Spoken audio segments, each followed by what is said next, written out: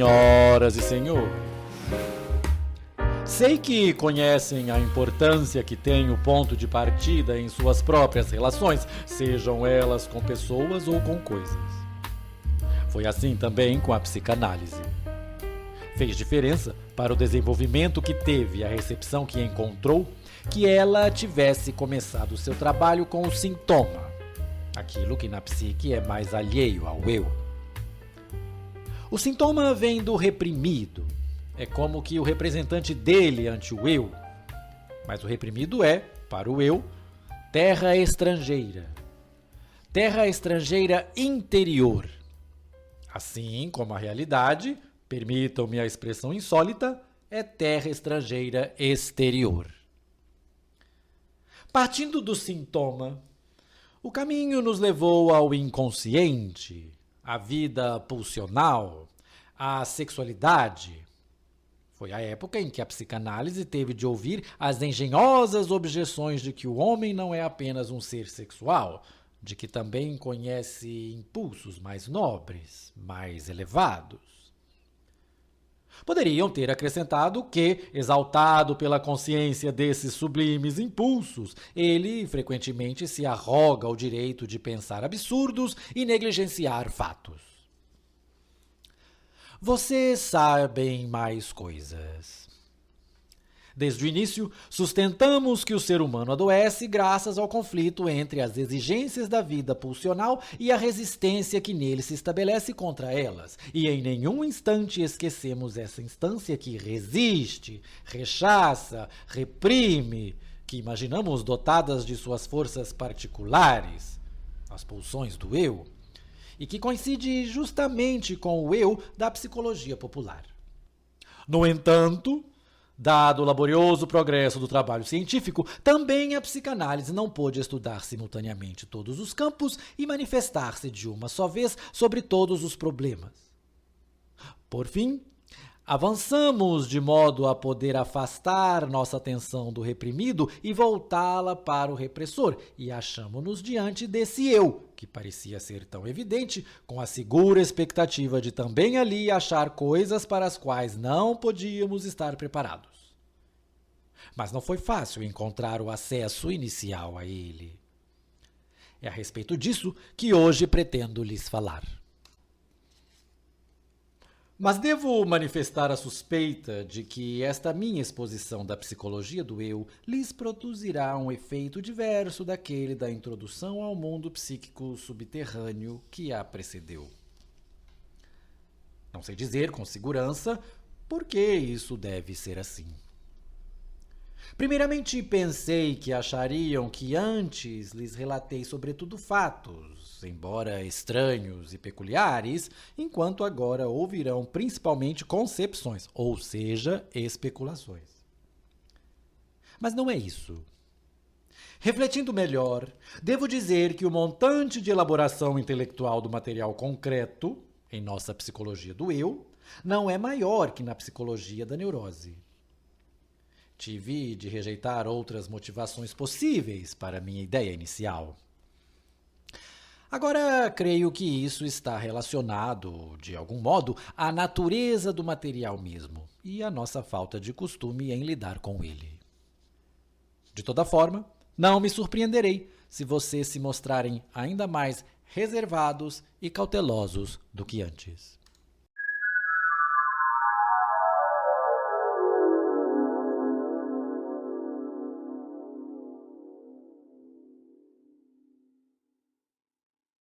A situação em que nos achamos no início de nossa pesquisa deve nos indicar ela mesma o caminho. Queremos fazer do eu, o nosso próprio eu, o objeto de nossa pesquisa. Mas pode-se fazer isso? Afinal, o eu é o sujeito por excelência. Como pode tornar-se objeto? Ora, não há dúvida de que isso é possível.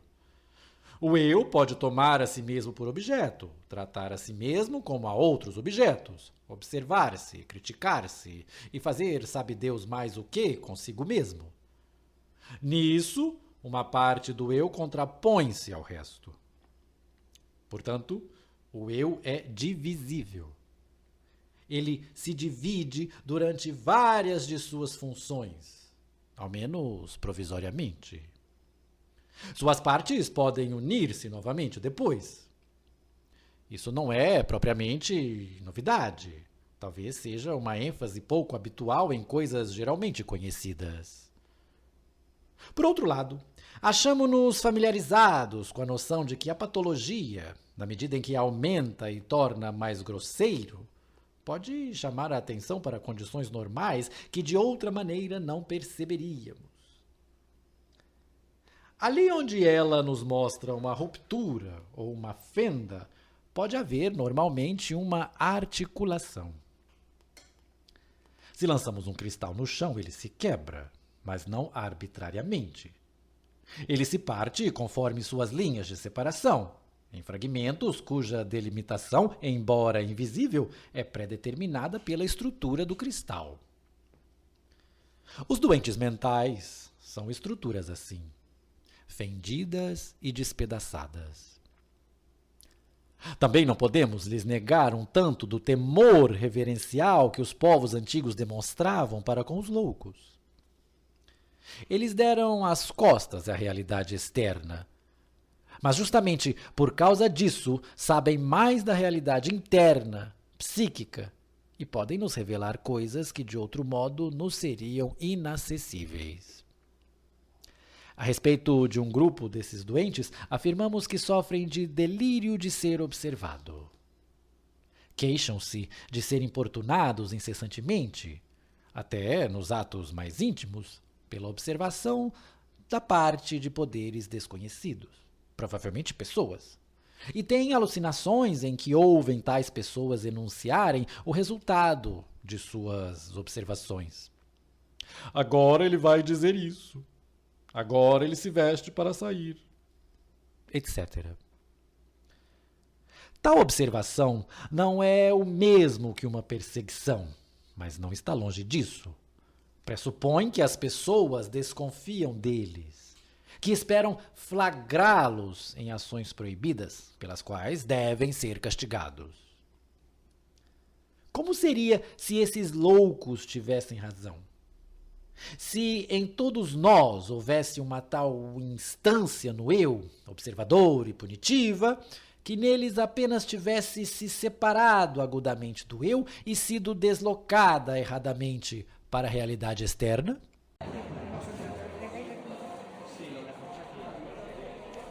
Não sei se com você sucede o mesmo que comigo. Desde que, sob a forte impressão desse quadro clínico, tive a ideia de que a separação de uma instância observadora do resto do eu poderia ser um traço regular da estrutura do eu. Essa ideia não me abandonou mais. E fui impelido a investigar as demais características e relações dessa instância assim segregada. O passo seguinte logo foi dado. O teor do delírio de ser observado já leva a crer que a observação é apenas um preparativo para o julgamento e a punição. E assim nos apercebemos de que uma outra função dessa instância deve ser aquilo que chamamos de nossa consciência. Não parece haver em nós algo mais que separamos regularmente do nosso eu. E a ele contrapomos tão facilmente como a nossa consciência. Sinto uma inclinação para fazer algo que promete me dar prazer, mas não o faço, argumentando que minha consciência não o permite. Ou deixo que a enorme expectativa de prazer me leve a fazer algo contra o qual a voz da consciência levanta objeção, e depois do ato, minha consciência me pune com dolorosas recriminações, levando-me a sentir arrependimento pelo ato.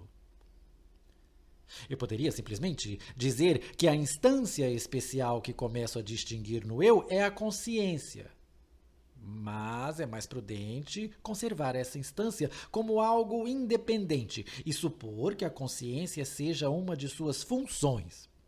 E a autoobservação, indispensável como pressuposto para a atividade judicativa da consciência, seja outra. E, Como é próprio do reconhecimento de uma existência distinta dar à coisa um nome próprio, passarei a designar essa instância do eu como o super-eu. Nesse momento, estou preparado para ouvi-los perguntar, ironicamente, se nossa psicologia do eu resume-se apenas a tomar literalmente e tornar mais grosseiras as abstrações comuns, a transformá-las de conceitos em coisas, algo com que não se ganharia muito. E respondo que na psicologia do eu é difícil evitar o que é geralmente conhecido. Trata-se antes de concepções e arrumações novas que de novas descobertas. Logo, não lhes peço que abandonem sua atitude crítica, mas que aguardem os desenvolvimentos seguintes. Os fatos da patologia dão a nossos esforços um pano de fundo que vocês buscariam em vão na psicologia popular. Prossigo, então. Mal nos familiarizamos com a ideia de um tal super-eu, que goza de certa autonomia, persegue seus próprios objetivos e possui energia independente do eu, chama-nos a atenção um quadro patológico que ilustra muito bem a severidade, a crueldade mesmo dessa instância e as suas cambiantes relações com o eu. Refiro-me ao estado de melancolia, mais precisamente ao surto de melancolia, do qual vocês também já ouviram falar, ainda que não sejam psiquiatras. Nesse transtorno, de cujas causas e mecanismos sabemos muito pouco, a característica mais saliente é a maneira como o super-eu, a consciência moral, vocês podem dizer, trata o eu. Enquanto em épocas sadias, o melancólico pode ser mais ou menos severo consigo mesmo, como qualquer pessoa, no surto melancólico, o super-eu torna-se rigoroso demais. Xinga, humilha e maltrata o pobre eu. Ameaça-o com os mais duros castigos, recrimina-o por atos passados, que na época não foram levados a sério, como se durante todo o intervalo houvesse juntado acusações e esperasse apenas seu fortalecimento atual para apresentá-las e, com base nelas, fazer a condenação. O super-eu aplica o mais rigoroso critério moral ao eu abandonado à sua mercê. Representa mesmo as exigências da moralidade. E logo notamos que o nosso sentimento de culpa é a expressão da tensão entre eu e super-eu. É uma notável experiência ver, como um fenômeno periódico, a moralidade supostamente dada por Deus e profundamente arraigada em nós. Pois sucede que após alguns meses, todo aquele alvoroço moral desaparece. A crítica do super-eu silencia. O eu é reabilitado e goza novamente de todos os direitos até o próximo surto. E em certas formas da doença ocorre o oposto nos intervalos. O eu se acha num estado de venturosa embriaguez, triunfante, como se o super-eu tivesse perdido toda a força ou se fundido com o eu. E este eu liberado, maníaco, permite-se realmente a franca satisfação de todos os seus apetites. Eventos pródigos em enigmas não resolvidos. Sem dúvida, vocês esperarão mais do que uma simples ilustração. Se lhes digo que aprendemos muitas coisas sobre a formação do super-eu, isso é, sobre a gênese da consciência. Apoiando-se numa conhecida frase de Kant, que justapõe a consciência moral dentro de nós e o céu estrelado, um homem religioso poderia ser tentado a venerar essas duas coisas como as obras-primas da criação. As estrelas são magníficas, sem dúvida, mas quanto à consciência moral, Deus fez uma obra desigual e descuidada, pois a maioria dos homens a tem numa medida bastante modesta, ou até insuficiente para que seja mencionada. Não desconhecemos o que de verdade psicológica existente na afirmação de que a consciência moral é de origem divina. mas isso requer interpretação. Se a consciência é algo dentro de nós, não o é desde o início. Nisso forma um verdadeiro contraste com a vida sexual, que desde o começo da vida está presente, não é acrescentada depois. Mas o bebê é notoriamente amoral. Não tem inibições internas para suas pulsões que buscam o prazer. O papel que o supereu virá a assumir é desempenhado primeiramente por um poder externo, pela autoridade parental.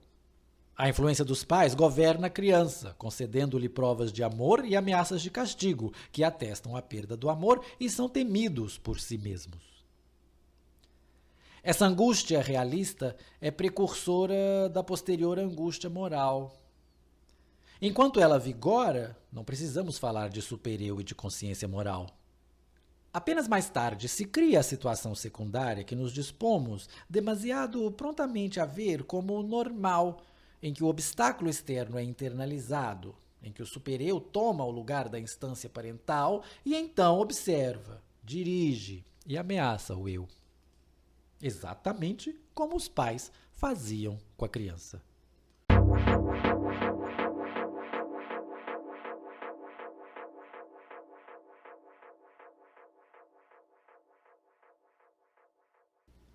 Mas o supereu, que dessa forma assume o poder, a função e até os métodos da instância parental, é não apenas sucessor, mas também legítimo herdeiro desta.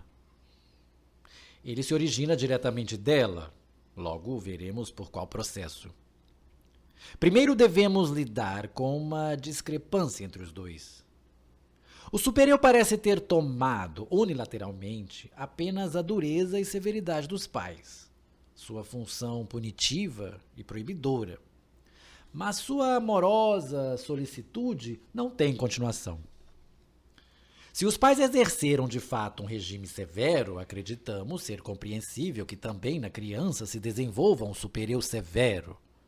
Mas a experiência mostra, contrariando nossa expectativa, que o supereu pode adquirir a mesma implacável dureza quando a educação foi branda e bondosa, evitando ao máximo os castigos e ameaças. Retornaremos a essa contradição quando abordarmos as transformações da pulsão durante a formação do supereu. Sobre a mudança da instância parental em supereu, não sei lhes dizer tanto quanto gostaria. Em parte porque esse processo é tão complicado que sua exposição não cabe nos limites de uma introdução, tal como aqui lhes ofereço. E, por outro lado, porque não cremos nós mesmos havê-lo compreendido inteiramente. Queirão satisfazer-se, portanto, com o seguinte esboço. A base desse processo é o que se chama de identificação, isto é, o assemelhamento de um eu a outro, em que o primeiro eu se comporta como outro em determinados aspectos, imita-o, de certo modo, o assimila. A identificação já foi comparada, não sem razão, à incorporação oral, canibalesca da outra pessoa. É uma forma muito importante de ligação com outro alguém, provavelmente a mais primordial. Não é a mesma que a escolha de objeto. Pode-se exprimir assim a diferença. Quando o menino se identifica com o pai, ele quer ser como o pai. Quando faz objeto de sua escolha, ele quer tê-lo, possuí-lo. No primeiro caso, seu eu é modificado, segundo o modelo do pai. No segundo, isso não é necessário. Identificação e escolha de objeto são, em larga medida, independentes uma da outra. Mas é possível alguém se identificar com a mesma pessoa que tomou por objeto sexual. Mudar seu eu, segundo ela. Disse que a influência exercida no eu pelo objeto sexual é particularmente frequente nas mulheres e algo característico da feminilidade. Na primeira série de conferências, devo ter-lhes falado sobre aquela que é, de longe, a mais instrutiva relação entre identificação e escolha de objeto. É facilmente observada tanto em crianças como em adultos, em pessoas normais e pessoas doentes. Quando alguém perdeu ou teve de abandonar um objeto, com frequência compensa isso identificando-se com ele, instaurando-o novamente dentro de seu eu, de modo que a escolha de objeto como que regride a identificação nesse caso. Eu próprio não estou satisfeito com essas observações sobre a identificação, mas bastará que vocês me concedam que a instauração do superior pode ser vista como um caso bem-sucedido de identificação com a instância parental. O fato decisivo para essa concepção é que essa nova criação de uma instância superior no eu se acha intimamente ligada ao destino do complexo de Édipo, de modo que o superior aparece como herdeiro dessa ligação afetiva tão importante na infância. Entendemos que, com a cessação do complexo de Édipo, a criança teve de renunciar aos intensos investimentos de objeto que fez nos pais. E, como compensação por essa perda de objeto, são bastante fortalecidas as identificações com os pais que provavelmente existiam há muito no seu eu. Tais identificações, enquanto precipitados de investimentos objetais abandonados, repetir-se-ão depois frequentemente na vida da criança. Mas está inteiramente de acordo com o valor afetivo desse primeiro exemplo de tal transformação que o seu resultado venha a ter uma posição especial no eu. O aprofundamento da investigação nos ensina também que o supereu é prejudicado na força e no desenvolvimento quando a superação do complexo de Édipo não é inteiramente conseguida. No curso do desenvolvimento, o supereu acolhe também as influências das pessoas que tomaram o lugar dos pais, ou seja, de educadores, mestres, modelos ideais. Em geral, ele distancia-se crescentemente dos pais originais, tornando-se mais impessoal, por assim dizer. Não esqueçamos também que a criança estima diferentemente os pais, conforme as diferentes épocas de sua vida. No tempo em que o complexo de Édipo dá lugar ao supereu, eles são algo formidável. Depois perdem muito. Então ocorrem também identificações. Elas, inclusive, contribuem grandemente para a formação do caráter, mas afetam apenas o eu, já não influem no supereu, que foi determinado pelas primeiras imagos parentais. Espero que já percebam que nossa postulação de um supereu descreve de fato uma relação estrutural. Não personifica simplesmente uma abstração como a da consciência moral. Temos ainda a mencionar uma importante função que atribuímos a esse supereu. Ele é também o portador do ideal do eu, pelo qual o eu se mede, o qual busca igualar e cuja demanda por uma perfeição cada vez maior ele se empenha em satisfazer. Sem dúvida, esse ideal do eu é o precipitado da velha ideia que a criança tinha dos pais, a expressão da admiração de quem os considerava perfeitos. Sei que ouviram falar muito do sentimento de inferioridade que caracterizaria justamente os neuróticos. Ele aparece principalmente nas chamadas belas letras. Um autor que utiliza a expressão complexo de inferioridade acredita, desse modo, satisfazer todas as exigências da psicanálise e elevar sua exposição ao mais alto nível psicológico. Na realidade, tal expressão quase não se usa na psicanálise. Não significa, para nós, algo que seja simples, muito menos elementar. Relacioná-lo à autopercepção de eventuais atrofias de órgãos, como gosta de fazer a escola que chamam de psicologia individual, parece-nos um equívoco estreito. O sentimento de inferioridade tem fortes raízes eróticas. A criança sente-se inferior ao notar que não é amada, e assim também o adulto. O único órgão realmente considerado inferior é o pênis atrofiado, o clitóris da garota. A parte principal do sentimento de inferioridade, no entanto, vem da relação do eu com seu superior. É, tal como o sentimento de culpa, expressão da tensão entre os dois. Sentimento de inferioridade e sentimento de culpa são dificilmente separáveis. Talvez seja pertinente ver no primeiro a complementação erótica do sentimento de inferioridade moral. Na psicanálise, demos pouca atenção a esse problema da delimitação dos dois conceitos.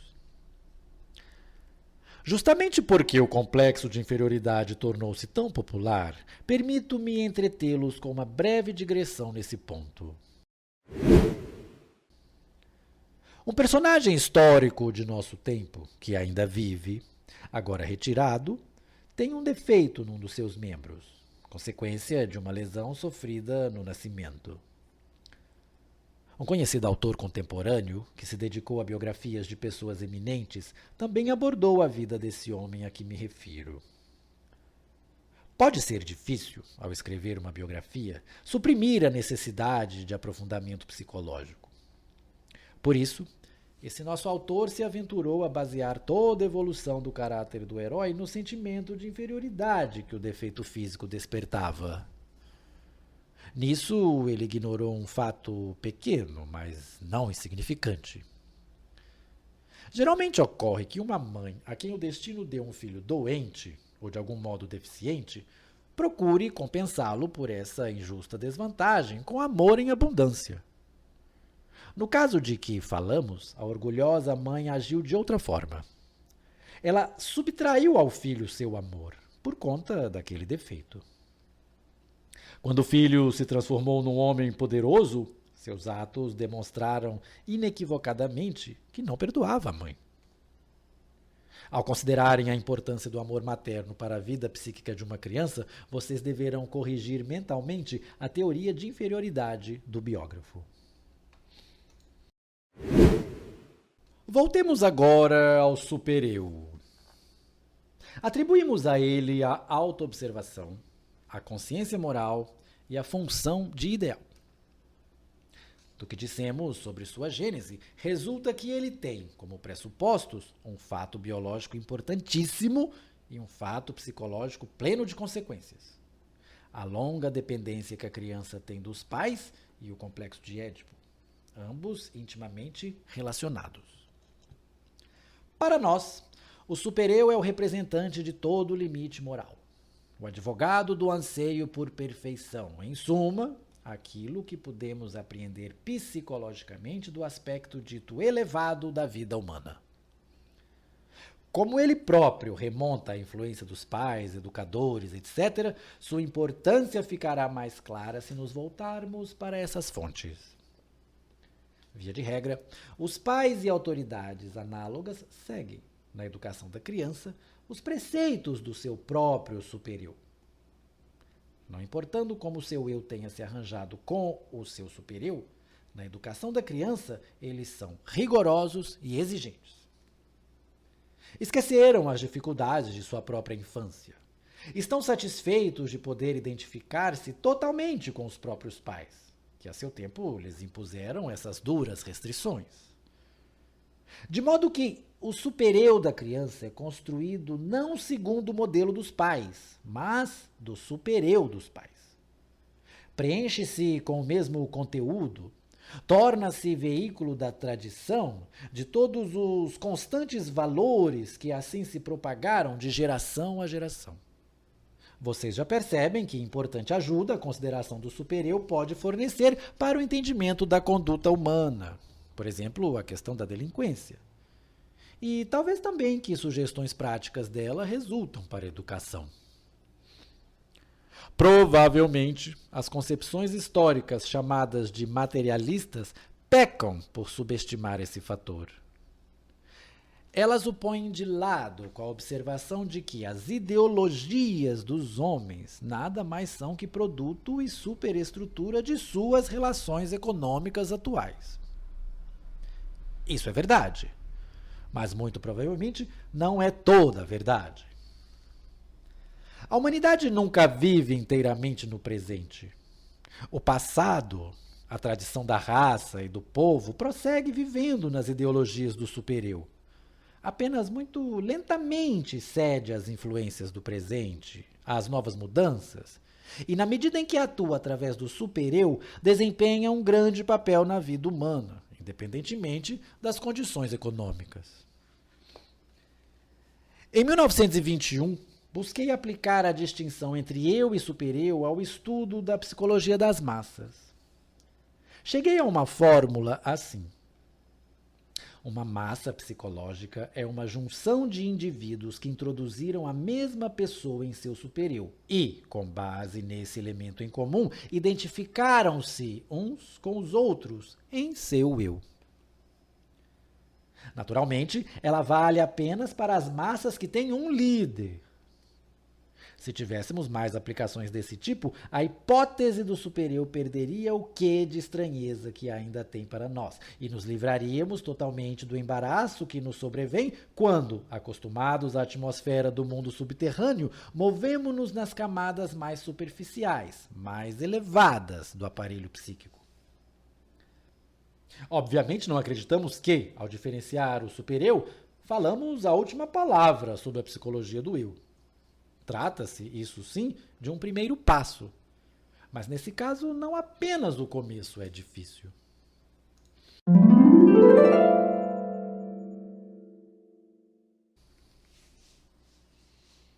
Agora nos aguarda um outro problema, na extremidade oposta do eu, por assim dizer. Ele nos é apresentado por uma observação feita no trabalho analítico. Uma observação bem antiga, na verdade. Como não raro acontece, foi necessário muito tempo até nos resolvermos a apreciá-lo. Como sabem, toda a teoria psicanalítica se acha realmente construída sobre a percepção da resistência que o paciente oferece, em nossa tentativa de tornar-lhe consciente o seu inconsciente. O sinal objetivo da resistência é suas ideias espontâneas não aparecerem ou se afastarem muito do tema tratado. Ele também pode reconhecer subjetivamente a resistência no fato de ter sentimentos dolorosos ao se avizinhar do tema. Mas esse último sinal pode estar ausente. Então dizemos ao paciente que deduzimos da sua conduta que ele agora está em resistência. E ele responde que nada sabe, que nota apenas que as ideias espontâneas se tornam mais difíceis. Revela-se que estávamos certos, mas sua resistência também era inconsciente, tão inconsciente quanto o elemento reprimido em cuja remoção trabalhávamos. Há muito deveria ter sido lançada essa pergunta: de que parte da sua psique vem uma tal resistência inconsciente? O iniciante na psicanálise tem a resposta à mão. É justamente a resistência do inconsciente. Uma resposta ambígua e sem utilidade. Se com isso ele quer dizer que a resistência vem do reprimido, temos de replicar: certamente não. Ao reprimido, devemos atribuir antes um forte impulso para cima, um ímpeto para chegar à consciência. A resistência pode apenas ser expressão do eu, que a seu tempo efetuou a repressão e agora quer mantê-la. Esta sempre foi nossa concepção. Desde que supomos uma instância especial no eu, que representa as exigências limitadoras e afastadoras, o supereu, podemos dizer que a repressão é obra desse supereu, que a realiza ele próprio ou encarrega o eu de fazê-la. Se então ocorre que a repressão não se torna consciente para o paciente em análise, isso significa que o supereu e o eu trabalham inconscientemente em situações muito importantes. Ou, o que seria mais significativo ainda, que partes de ambos, do eu e do supereu, são inconscientes. Nos dois casos, temos de considerar a desagradável percepção de que supereu inconsciente de um lado e reprimido inconsciente do outro, de maneira nenhuma coincidem.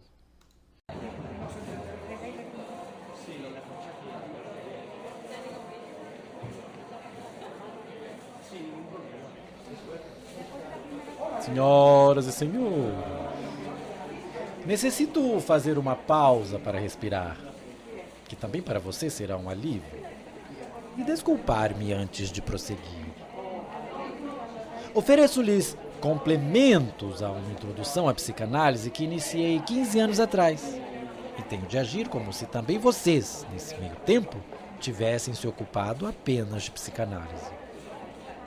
Sei que é uma pretensão indevida, mas não tenho escolha. E isso se relaciona ao fato de ser muito difícil dar uma visão da psicanálise para quem não é psicanalista. Acreditem, não gostamos de dar a impressão de ser uma sociedade secreta e praticar uma ciência oculta. Mas tivemos de perceber e proclamar como nossa convicção que ninguém tem o direito de intervir numa discussão da psicanálise se não adquiriu determinadas experiências, que apenas mediante a própria análise podem ser adquiridas. Quando proferi minhas conferências, 15 anos atrás, busquei poupar-lhes certos trechos especulativos de nossa teoria. Mas justamente a eles é que se ligam as novidades que falarei hoje.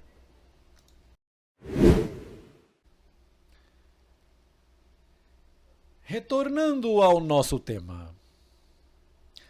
Ante a dúvida se o eu e o supereu são eles próprios inconscientes ou se apenas produzem efeitos inconscientes, decidimos-nos, com boas razões, pela primeira possibilidade. Sim, grandes porções do eu e do supereu podem permanecer inconscientes. São normalmente inconscientes. Ou seja, a pessoa nada sabe de seus conteúdos e é preciso despender algum esforço para torná-la consciente deles. É fato que eu e consciente, reprimido e inconsciente, não coincidem. Sentimos necessidade de revisar profundamente nossa atitude ante o problema consciente e inconsciente. Primeiro, nos inclinamos a diminuir o valor do critério de ser consciente, já que ele mostrou não ser confiável. Mas aí estaríamos sendo injustos. Ele é como a vida. Não vale muito, mas é o que temos. Sem a luz da característica de ser consciente, estaríamos perdidos na escuridão da psicologia profunda. Mas podemos tentar uma outra orientação. Aquilo que deve ser chamado de consciente não precisamos discutir. Está fora de qualquer dúvida. O mais antigo e melhor significado da palavra inconsciente é o descritivo.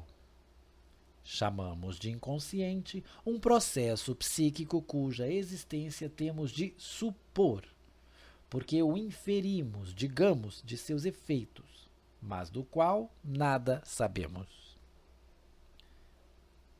Então, temos com ele a mesma relação que temos com um processo psíquico em outra pessoa, exceto que é justamente em nossa pessoa. Para sermos ainda mais precisos, modificaremos da seguinte forma o enunciado. Chamamos um processo de inconsciente quando temos de supor que no momento ele está ativado, embora no momento nada saibamos dele. Essa limitação nos faz refletir que a maioria dos processos conscientes é consciente por não muito tempo. Logo, eles se tornam latentes, mas podem facilmente se tornar conscientes de novo. Poderíamos também dizer que se tornaram inconscientes, se for certo que no estado de latência eles ainda são algo psíquico. Até esse ponto, nada teríamos verificado de novo, nem teríamos conquistado o direito de introduzir o conceito de inconsciente na psicologia. Mas então vem o que já podemos observar nos atos falhos. Vemo-nos obrigados a supor, para explicar um lapso de fala, que havia se formado a intenção de dizer algo. Nós a percebemos com segurança devido à perturbação ocorrida na fala. Mas ela não se realizou. Era inconsciente, portanto. Se depois a expomos à pessoa que fala, esta poderá reconhecê-la como uma intenção familiar. Então era apenas temporariamente inconsciente. Ou negá-la como sendo desconhecida. Então era duradouramente inconsciente. Dessa experiência tiramos, retrospectivamente, o direito de também proclamar como algo inconsciente o que foi designado como latente. A consideração dessas relações dinâmicas nos permite agora distinguir dois tipos de inconsciente. Um que facilmente, em condições a miúde produzidas, transforma-se em consciente, e outro no qual essa mudança ocorre dificilmente, só com notável esforço. Talvez nunca. Para evitar a ambiguidade, a dúvida de a qual dos dois inconscientes nos referimos, se utilizamos a palavra no sentido descritivo ou no dinâmico, utilizamos um expediente lícito e simples. Ao inconsciente, que é tão só latente e, portanto, torna-se facilmente consciente, chamamos pré-consciente, mantendo a designação de inconsciente para o outro. Possuímos, então, 3 termos: consciente, pré-consciente e inconsciente, com os quais podemos nos haver na descrição dos fenômenos psíquicos. Repetindo, em termos apenas descritivos, também o pré-consciente é inconsciente, mas não o designamos assim, exceto ao falar de maneira menos rigorosa, ou quando temos que defender a existência de processos inconscientes em geral na psique. Vocês me concederão, e espero, que até o momento as coisas vão indo e podemos lidar confortavelmente com elas. Mas, infelizmente, o trabalho psicanalítico viu-se obrigado a usar o termo inconsciente num terceiro sentido. E isso pode ter criado confusão. Sob a impressão nova e poderosa de que um âmbito vasto e importante da psique é normalmente subtraído ao conhecimento do eu, de modo que os processos ali dentro devem ser tidos como inconscientes no exato sentido dinâmico, entendemos a palavra inconsciente também num sentido sistemático ou topográfico. Falamos de um sistema do pré-consciente e do inconsciente, de um conflito do eu com o sistema inconsciente, tomando a palavra cada vez mais para designar uma província psíquica, em vez de um atributo psíquico. A descoberta, realmente incômoda, de que também parcelas do eu e do supereu são inconscientes no sentido dinâmico, tem aqui um efeito facilitador. Permite-nos afastar uma complicação. Vemos que não é lícito chamarmos o âmbito psíquico alheio ao eu de sistema inconsciente, pois o estado de inconsciência não é característica exclusiva dele. Muito bem, não mais usaremos inconsciente no sentido sistemático, e daremos ao que até aqui foi designado assim um nome melhor, que não mais se preste a equívocos. Acompanhando o uso de Nietzsche e seguindo sugestões de George Grodek, passaremos a chamá-lo de id, S. Esse pronome impessoal parece particularmente adequado para exprimir a principal característica dessa província mental, o fato de ser alheia ao eu. Supereu, eu e id são os 3 reinos, âmbitos, províncias em que decompomos o aparelho psíquico da pessoa, e das relações entre eles nos ocuparemos em seguida.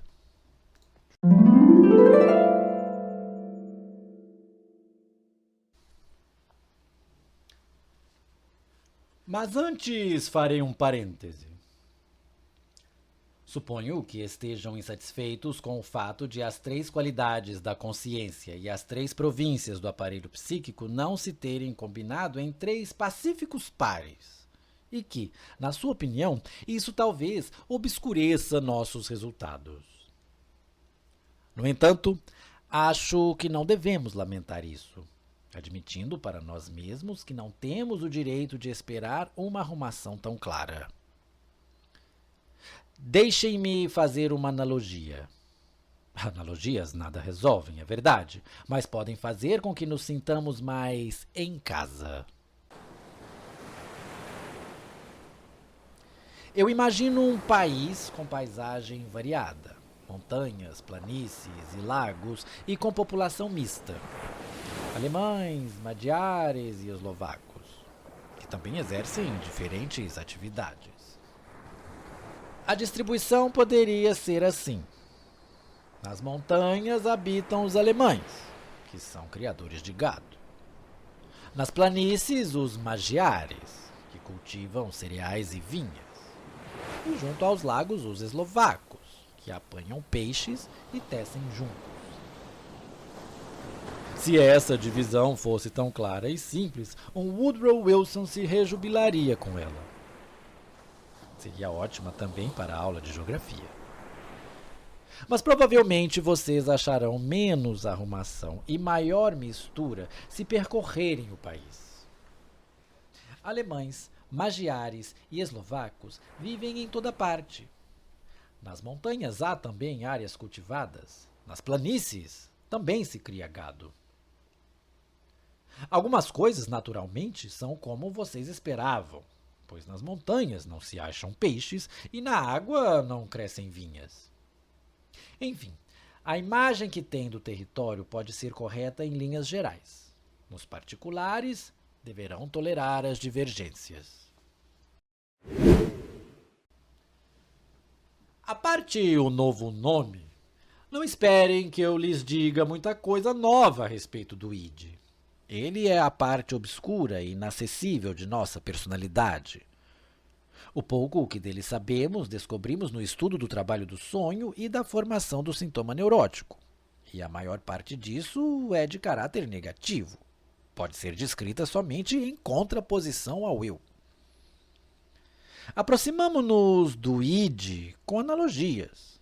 Chamamo-lo um caos, um caldeirão cheio de excitações fervilhantes. Nós o representamos como sendo aberto em direção ao somático na extremidade, ali acolhendo as necessidades das pulsões, que nele acham expressão psíquica, mas não sabemos dizer em qual substrato. A partir das pulsões ele se enche de energia, mas não tem organização. Não introduz uma vontade geral. Apenas o esforço de satisfazer as necessidades da pulsão, observando o princípio do prazer. As leis do pensamento lógico não valem para os processos do id. Sobretudo, o princípio da contradição não vale. Impulsos opostos existem um ao lado do outro, sem se cancelarem ou se diminuírem. No máximo, convergem em formações de compromisso, sob a dominante coação econômica de descarregar energia. Nada existe no id que possamos equiparar à negação. E também constatamos, surpresos, uma exceção à tese filosófica de que tempo e espaço são formas necessárias de nossos atos psíquicos. Nada se acha que corresponda à ideia de tempo. Não há reconhecimento de um transcurso temporal e, o que é muito notável e aguarda consideração no pensamento filosófico, não há alteração do evento psíquico pelo transcurso do tempo. Desejos que nunca foram além do id, mas também impressões que pela repressão afundaram no id, são virtualmente imortais. Comportam-se após décadas como se tivessem acabado de surgir. Podem ser reconhecidos como passado, desvalorizados e privados de seu investimento de energia somente quando se tornam conscientes mediante o trabalho analítico. E é nisso que se baseia, em medida nada pequena, o efeito terapêutico do tratamento analítico.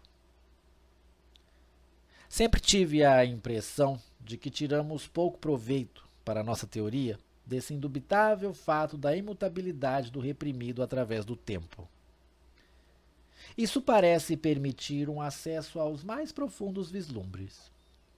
Infelizmente, tampouco fiz maiores progressos nesse ponto. Claro que o id não conhece juízos de valor, não conhece bem e mal, não conhece moral. O fator econômico, ou quantitativo, se preferirem, intimamente ligado ao princípio do prazer, governa todos os processos. Investimentos pulsionais que exigem descarga, isso é tudo que há no id, acreditamos nós. Parece até que a energia dessas moções pulsionais se encontra num estado diferente daquele de outras regiões psíquicas, que é bem mais móvel e passível de descarga. Senão, não ocorreriam os deslocamentos e condensações que caracterizam o id e que não levam absolutamente em consideração a quantidade do que é investido. Aquilo que no eu chamaríamos de ideia. O quanto não daríamos para compreender mais dessas coisas? Vocês notam, aliás, que estamos em condições de indicar outros atributos para o id, além do fato de ser inconsciente. E reconhecem a possibilidade de que partes do eu e do supereu sejam inconscientes, sem possuírem as mesmas características primitivas e irracionais. Chegamos mais rapidamente a uma caracterização do eu na medida em que pode ser diferenciado do id e do supereu, examinando sua relação com a parte mais externa e superficial do aparelho psíquico, que designamos como sistema pré-consciente consciente. Perceptivo consciente. Esse sistema é voltado para o mundo externo. Ele intermedia as percepções deste, e nele surge, durante seu funcionamento, o fenômeno da consciência. É o órgão sensorial de todo o aparelho, receptivo não apenas às excitações que vêm de fora, mas também àquelas do interior da psique. Quase não precisa ser justificada a concepção de que o eu é aquela parte do id que foi modificada pela vizinhança e a influência do mundo externo, organizada para o acolhimento dos estímulos e a proteção diante deles, de modo comparável ao extrato cortical que circunda um pequeno monte de substância viva.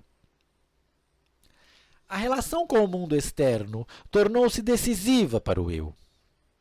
Ele assumiu a tarefa de representá-lo junto ao id, para a salvação do id, que, sem considerar esse ingente poder exterior, não escaparia à destruição, no cego afã da satisfação pulsional.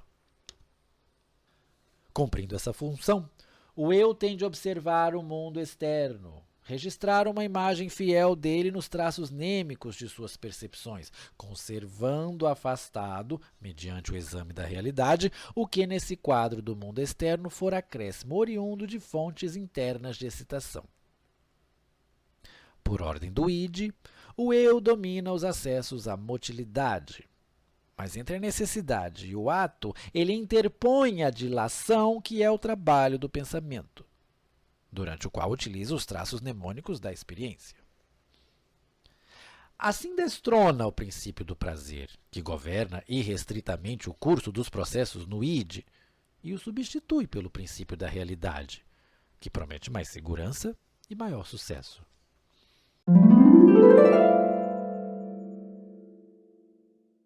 Também a relação com o tempo, tão difícil de descrever, é proporcionada ao eu pelo sistema perceptivo. Está quase fora de dúvida que o modo de operar desse sistema dá origem à ideia de tempo. Mas o que diferencia muito especialmente o eu do id é uma tendência à síntese dos conteúdos, à combinação e unificação de seus processos psíquicos, que se acha inteiramente ausente no id.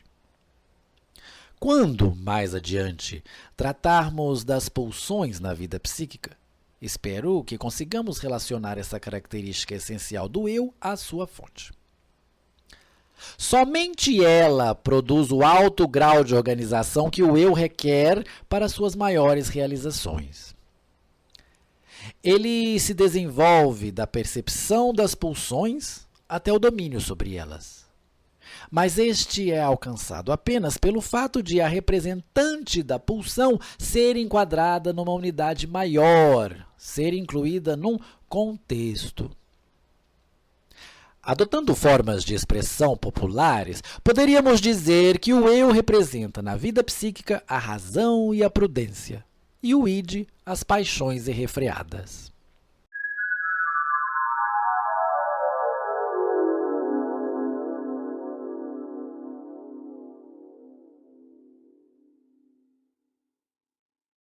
Até aqui, nos deixamos impressionar pelos méritos e capacidades do eu. É tempo de considerar o reverso da medalha. O eu, afinal, é apenas uma parte do id, uma parte modificada adequadamente pela vizinhança do ameaçador mundo exterior. Sob o aspecto dinâmico, ele é fraco. Tomou suas energias emprestadas ao id. E não ignoramos inteiramente os métodos, pode-se dizer os truques, com os quais ele retira mais energia do id. Um desses meios é, por exemplo, a identificação com objetos mantidos ou abandonados. Os investimentos objetais vêm das exigências pulsionais do id. O eu tem de registrá-las, em primeiro lugar. Mas, ao identificar-se com o objeto, ele se recomenda ao id no lugar do objeto. Procura guiar para si a libido do id. Já observamos que o eu, no decorrer da vida, acolhe dentro de si um grande número desses precipitados de antigos investimentos objetais. No geral, o eu tem de realizar as intenções do id. Ele cumpre sua tarefa quando descobre as circunstâncias em que tais intenções podem ser alcançadas da melhor maneira possível. Pode-se comparar a relação do eu com o id àquela do cavaleiro com o cavalo. O cavalo fornece a energia para a locomoção. O cavaleiro tem a prerrogativa de determinar a meta, de dirigir o movimento do forte animal. Mas entre eu e id ocorre, frequentemente, a situação nada ideal de o cavaleiro ter de levar o animal aonde este quer mesmo ir. De uma parte do id, o eu separou-se mediante resistências da repressão. Mas a repressão não prossegue no id. O reprimido converge para o restante do id. De acordo com um provérbio, não se pode servir a 2 senhores ao mesmo tempo. A coisa é ainda mais difícil para o pobre eu. Ele serve a 3 senhores severos, empenhando-se em harmonizar suas demandas e exigências. Essas demandas sempre divergem. Parecem muitas vezes inconciliáveis. Não surpreende que o eu fracasse tanto em sua tarefa. Os 3 tirânicos senhores são o mundo externo, o id e o supereu. Se acompanharmos os esforços do eu em atendê-los simultaneamente, melhor dizendo, em obedecer-lhes simultaneamente, não lamentaremos ter personificado esse eu, tê-lo apresentado como um ente particular. Ele se sente constrangido de 3 lados, ameaçado por 3 tipos de perigos, aos quais, em caso de apuro, reage desenvolvendo angústia. Por sua origem a partir das experiências do sistema perceptivo, ele é destinado a representar as exigências do mundo exterior, mas também quer ser o fiel servidor do id, permanecer em sintonia com ele, recomendar-se a ele como objeto, atrair para si a sua libido.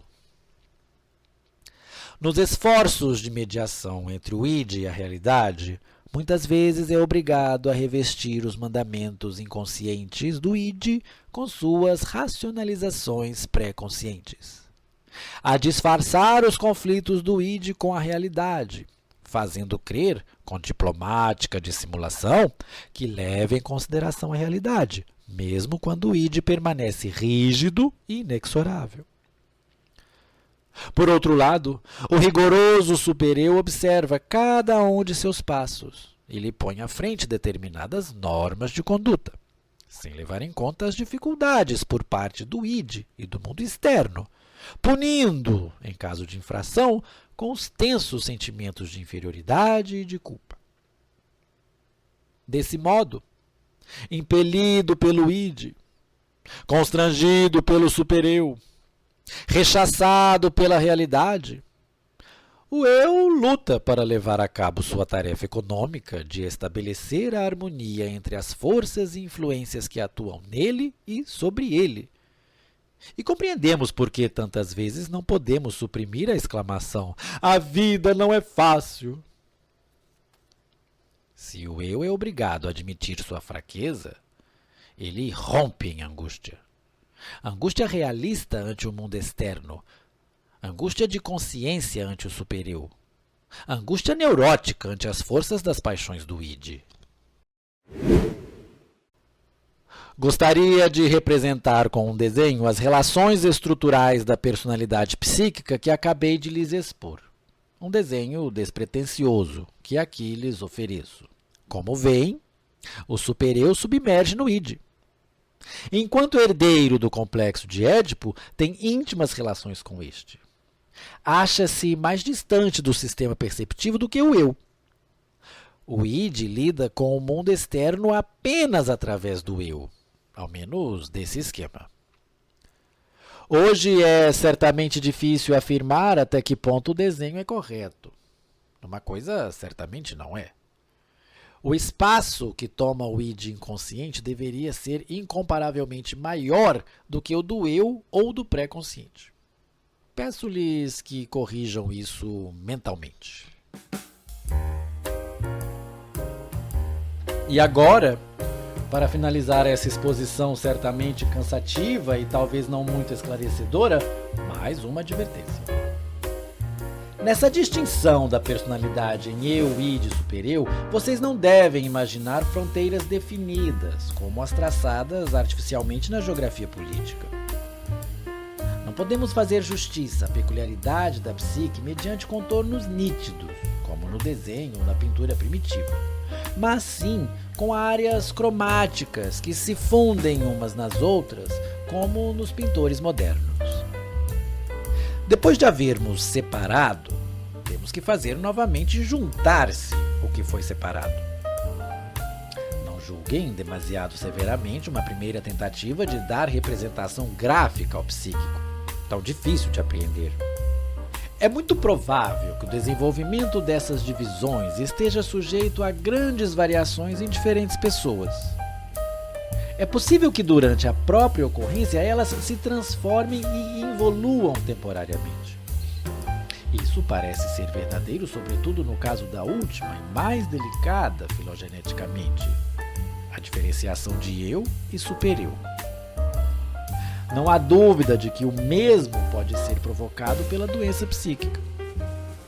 E bem podemos imaginar que certas práticas místicas tenham êxito em alterar as relações normais entre os setores da psique, de modo que a percepção, por exemplo, seja capaz de apreender coisas nas profundezas do eu e do id que lhes são inacessíveis de outra forma. Pode-se tranquilamente duvidar, no entanto, que essa via conduza às verdades últimas das quais se espera a salvação. Mas admitimos que os esforços terapêuticos da psicanálise adotaram uma abordagem semelhante.